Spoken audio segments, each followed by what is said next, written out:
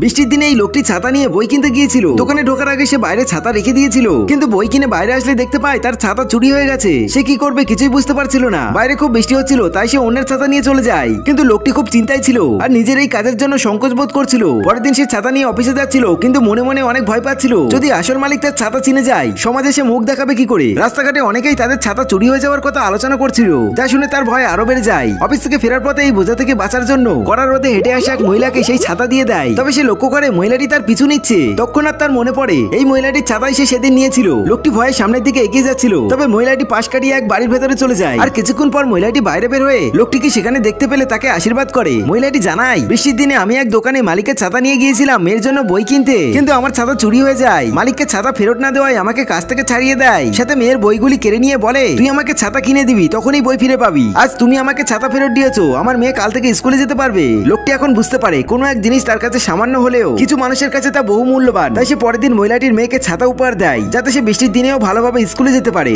এখন আপনি কখনো এভাবে কারো জিনিস নিয়েছেন কিনা, নিলে পরে কি করেছেন কমেন্টে জানাতে পারেন।